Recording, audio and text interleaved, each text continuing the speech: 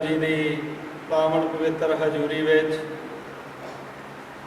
श्री गुरु ग्रंथ साहिब जी की पावन पवित्र हजूरी दे विच पंज प्यारे साहिबान संत महापुरुष संत बाबा प्रितपाल सिंह जी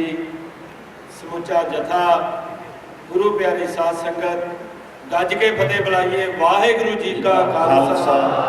वाहिगुरु जी की फतेह। अज का सुभागा दिन जदों पूरी दुनिया के अंदर साहिबे कमाल धन धन साहिब श्री गुरु गोबिंद सिंह जी वालों दसां पातशाहियां वालों साजी नवाजी सिख कौम का जन्म दिहाड़ा है, उसनूं मना रहे हाँ। इस मौके ते मैं आप सबनों लख लख वधाइयां दिंदा हाँ। गुरु प्यारी साध संगत संत महापुरुष संत बाबा प्रितपाल सिंह जी ने अपनी मुबारक रसना तो साहिब श्री गुरु ग्रंथ साहिब जी की पवित्र गुरबाणी धुर की बाणी आई तिन सगली चिंत मिटाई।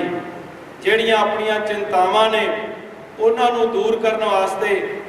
धुर तो जिहड़ी गुरबाणी आई है एक ओंकार 18 10 20 1430 अंगां दे उपर जो विराजमान है वो गुरबाणी का जो अलाही कीर्तन है वो आप जी को सरवण कराया है। उस तो बाद जो हुक्म होया है कि आप जी नाल कुछ विचार साझे करिए, उस बारे मेरी इहो ही बेनती है कि जो अपने को जिंदगी के पल मिले हैं उन्हां पलों नूं अपने गृहस्थी जीवन दे विच वैरागी जीवन दे विच संसारिक जीवन दे विच विचरदियां होया जो साडे दे उपर कृपा हो सकती है केवल ते केवल साहिब श्री गुरु ग्रंथ साहिब जी की हजूरी विच संगत कीतियां ते संतां महापुरुषां दे जो गुरु पातशाह वालों नवाजियां होईयां बख्शिश रूहां ने उन्हां दे विचार उन्हां दी जो गुरु प्रति समर्पित भावना है उसनूं देख के ही ये सब कुछ आप प्राप्त कर सकते हैं। गुरु प्यारी साध संगत अज दुनिया दे विच किसी भी कोने दे विच तुसीं देख लो किस तरह का माहौल बनया होया है, लेकिन जो सानू बख्शिश की है पिओ पहल खंडे धार होए जन्म सहेला, जो 13 अप्रैल की विसाखी रुत्तां दा बदलाव आर्थिक तौर के उपर किसानां दी जो हाड़ी की फसल है उसकी गल और साडे विच जो साडा सभ्याचार है उसनूं असीं किवें अपने जीवन दे विच ढालना है उसकी गल ये साहिब श्री गुरु गोबिंद सिंह जी ने एक दिन दे विच नहीं कर दी। गुरु नानक देव जी तो लैके जो साडे 10 गुरु साहबान ने और 11वें गुरु साहिब श्री गुरु ग्रंथ साहिब जी जो अज हाजर नाजर पातशाह के रूप दे विच पूरी कायनात के मालिक ने उन्हां दी बख्शिश सदका ये सानू बख्शिश प्राप्त हुई है। सो मैं तो इहो बेनती करांगा कि अपने जीवन दे विच बहुत सारे औगण ने, हरेक मनुख के अंदर कोई ना कोई औगण समाया होया, लेकिन उसका केवल तो केवल आधार तां हो सकता जिवें अपने कपड़े के उपर मैल लग जाती है तो साबन के नाल आपां उसनूं धोंदे हाँ तो फिर जाके थोड़ी सफाई आउंदी है, लेकिन अपने उपर हर पल जिहड़ी मैल है संसारिक कार विहार की वो चढ़ती रहिंदी है, उसनूं संगत रूप दे विच आके ही असी आपां दूर कर सकते हैं। सो श्रोमणी संत Khalsa international foundation, all India Sikh students federation, six for justice, ये जिहड़ियां संस्थावां ने ये सिख कौम की भलाई वास्ते संसारिक पद्धर के उपर जो साडे मसले ने हक हकूक ने, क्योंकि अज जदों कोई गल की जाती है तो ये कह दिता जाता है कि हुण जरूर कोई लड़ाई झगड़े की गल होगी, कोई एक गर्म गल्लां कीतियां जांदियां ने, लेकिन गुरु प्यारी साध संगत गुरु गोबिंद सिंह जी ने उस तो पहला गुरु हरगोबिंद साहब जी ने मीरी पीरी का जिहड़ा सानू सिद्धांत बख्शिया और जिहड़ियां जंगां लड़ियां वो जबर ते जुल्म के खिलाफ सन। आपां जिन्हां शास्त्रां नूं अज पूजते हाँ, सत्कार दिंदे हाँ, और गुरु साहबान ने उन्हां शास्त्रां दे नाल लड़ाइयां लड़ियां और जित्तां प्राप्त कीतियां। और चमकौर की जंग देख लो, और किस तरीके दे नाल खतराने की ढाब, और आपां नाडा साहब दर्शन करते हाँ कि किवें विश्राम किया गुरु पातशाह ने। उस तो पहला जड़ियां भगाणी दियां लड़ाइयां लड़ियां ते जित्तियां। इस संसार दे विच किसी मनुख के वस की गल नहीं सी। 42 साल की उम्र दे विच गुरु गोबिंद सिंह जी ने एक इतिहास रच के दुनिया नूं दस दिता। और उस वेले की मुगल हुकूमत के सब तो शक्तिशाली थंम जिहड़ा औरंगजेब बादशाह सी, उसनूं जफरनामे के रूप दे विच जो फिटकारां पाईयां अज तुहाडे सामने आ। सो आपां नूं अपने इतिहास तो जाणू होना चाहिए, तां ही असीं अपने बच्चों को दस सकांगे। और बच्चों नूं ये दसना पवेगा कि जबर ते जुल्म के खिलाफ किवें लड़िया जा सकदा। अज मेरी एक टीवी चैनल ते इंटरव्यू सी, और मेरे नाल एक कवि सन जफर साहब, और दूसरे सभ्याचारक मुद्दे के उपर एक सज्जन सन। तो उत्थे गल धार्मिक तौर पर समाजिक तौर पर जिहड़ी चली, मैं उस दे विच इक्को गल ही कही कि दुनिया नूं जे अगवाई दे सकदा केवल ते केवल गुरु ग्रंथ साहिब जी दे सकते हैं। दुनिया नूं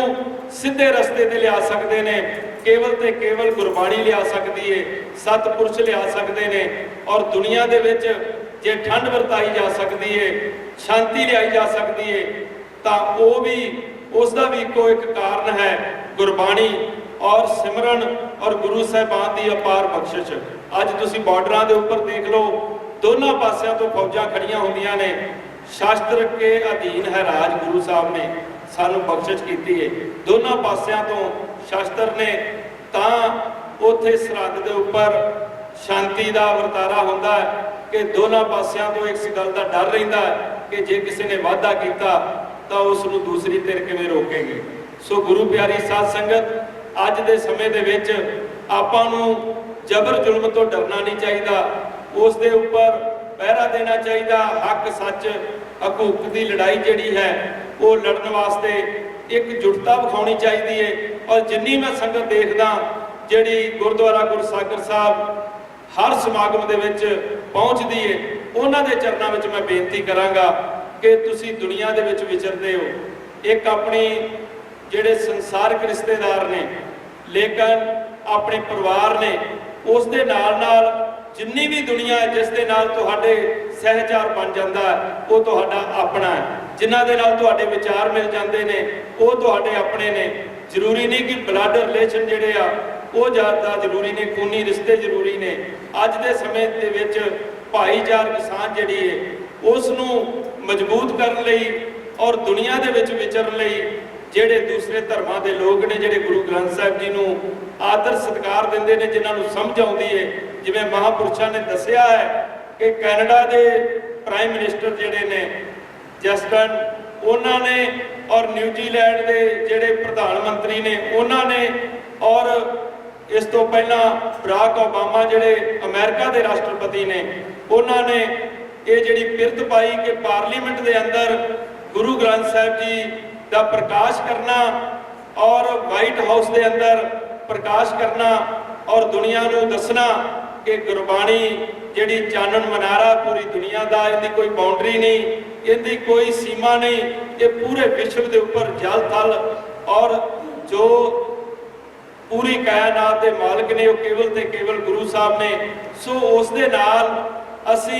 अपनी जिहड़ी सकीरण सोच है, जिहड़ी जातां पातां दे विच असी देखते हैं, उसनूं तोड़ना चाहिए। और संगत की गिनती जिहड़ी है वो आपां वध तो वध जो प्रचार करके दस के और उन्हां दे विच इस गल दी, क्योंकि मौजूदा समय दे विच मैं समझना कोई मैं खुशामद नहीं कर रहा कि जब तप सिमरन भगती दे नाल संगत नूं जोड़ना ते आप जुड़े होना, ये जिहड़ियां बख्शियां रूहां ने उन्हां दे विचों संत महापुरुष संत बाबा प्रितपाल सिंह जी, जिन्हां दे कोल जो भी आउंदा है और वो कुछ ना कुछ प्राप्त करके जाता है, जिसनूं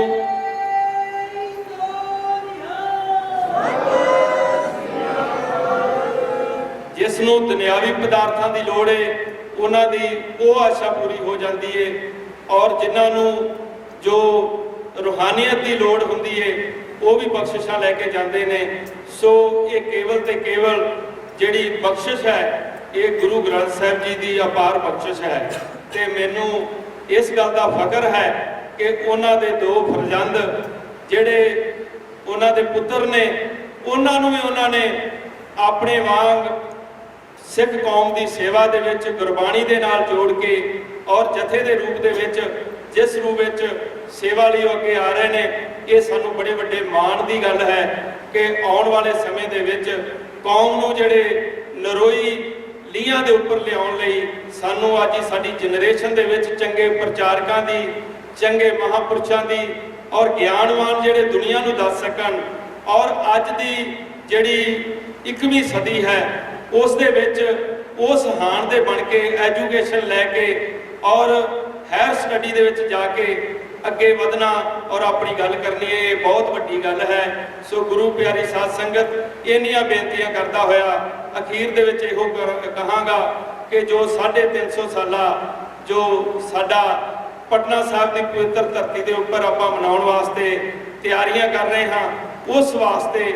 ਆਪਾਂ ਨੂੰ ਸਾਰਿਆਂ ਨੂੰ ਕਮਰ ਕੱਸੇ ਕਰਨੇ ਚਾਹੀਦੇ ਨੇ। ਮਹਾਂਪੁਰਸ਼ਾਂ ਦੇ ਅੰਦਰ ਇੱਕ ਚਾਹ ਹੈ, ਇੱਕ ਭਾਵਨਾ ਹੈ। ਇਸ ਤੋਂ ਪਹਿਲਾਂ 300 ਸਾਲਾ ਸਿਰਜਣਾ ਦਿਵਸ ਆਪਾਂ ਮਨਾਇਆ ਔਰ ਉਸ ਦੇ ਵਿੱਚ 1999 ਨੂੰ ਤੁਸੀਂ ਦੇਖਿਆ ਹੈ ਕਿ ਕਿੰਨੇ ਵੱਡੇ ਇਕੱਠ ਦੇ ਰੂਪ ਦੇ ਵਿੱਚ ਆਪਾਂ ਤਖਤ ਸ੍ਰੀ ਹਜੂਰ ਸਾਹਿਬ ਗਏ ਸੀ। ਇਸੇ ਤਰ੍ਹਾਂ ਤਖਤ ਸ੍ਰੀ ਪਟਨਾ ਸਾਹਿਬ ਔਰ ਜਿਹੜੇ 5 ਤਖਤਾਂ ਦੇ ਉੱਪਰ ਮਹਾਪੁਰਸ਼ ਸੰਤ ਬਾਬਾ ਪ੍ਰਿਤਪਾਲ ਸਿੰਘ ਜੀ ਨੇ ਇੱਕ ਚਾਹ ਉਮੰਗ ਲੈ ਕੇ ਕਿਸ ਤਰੀਕੇ ਦੇ ਨਾਲ ਜਥੇ ਦੇ ਰੂਪ ਦੇ ਵਿੱਚ ਹਾਜ਼ਰੀ ਲਵਾਈ, ਉਸ ਨੂੰ ਆਪਾਂ ਅੱਗੇ ਤੋਰਨਾ ਹੈ। ਸੋ ਉਸ ਦੇ ਵਿੱਚ ਸਾਰੇ ਵੱਧ ਚੜ ਕੇ ਸਹਿਯੋਗ ਕਰੀਏ। ਇੰਨੀਆਂ ਬੇਨਤੀਆਂ ਕਰਦਾ ਹੋਇਆ ਅਖੀਰ ਦੇ ਵਿੱਚ ਇਹੋ ਬੇਨਤੀ ਕਰਾਂਗਾ ਕਿ ਆਪਾਂ ਸੰਗਤ ਨੂੰ ਵੱਡੇ ਰੂਪ ਦੇ ਵਿੱਚ ਆਪਾਂ ਆਪਣੇ ਨਾਲ ਜੋੜ ਕੇ ਜਿੱਥੇ ਜਿੱਥੇ ਵੀ ਪ੍ਰਚਾਰ ਕਰ ਸਕਦੇ ਹਾਂ। ਅੱਜ ਦਾ ਸੋਸ਼ਲ ਮੀਡੀਆ ਹੈ ਉਸ ਦੇ ਉੱਪਰ ਔਰ ਜੋ ਸਾਡੇ ਕੋਲ ਜੋ ਵੀ ਇਲੈਕਟ੍ਰੋਨਿਕ ਮੀਡੀਆ ਹੈ, ਪ੍ਰਿੰਟ ਮੀਡੀਆ ਹੈ, ਜਿੱਥੇ ਜਿੱਥੇ ਵੀ ਕਿਸੇ ਦੀ ਪਹੁੰਚ ਹੈਗੀ ਏ ਉੱਥੇ ਆਪਾਂ ਕਰਕੇ ਇਸ ਨੂੰ ਅੱਗੇ ਤੋਂ ਅੱਗੇ ਲੈ ਕੇ ਜਾਈਏ। ਉਸ ਦੇ ਨਾਲ ਜਿੱਥੇ ਸਾਡਾ ਭਲਾ ਹੋਵੇਗਾ ਔਰ ਸਾਡੇ ਨਾਲ ਜਿਹੜੀ ਸੰਗਤ ਜੁੜ ਕੇ ਗੁਰੂ ਗ੍ਰੰਥ ਸਾਹਿਬ ਦੀ ਹਜ਼ੂਰੀ ਵਿੱਚ ਆਵੇਗੀ, ਇਹ ਸਭ ਤੋਂ ਵੱਡਾ ਪੁੰਨ ਹੋਵੇਗਾ ਜਿਹੜਾ ਆਪਾਂ ਪ੍ਰਾਪਤ ਕਰਾਂਗੇ। ਇਹੋ ਬੇਨਤੀਆਂ ਕਰਦਾ ਹੋਇਆ ਮੈਂ ਖਿਮਾ ਦੀ ਜਾਚਨਾ ਕਰਨਾ। ਵਾਹਿਗੁਰੂ ਜੀ ਕਾ ਖਾਲਸਾ, ਵਾਹਿਗੁਰੂ ਜੀ ਕੀ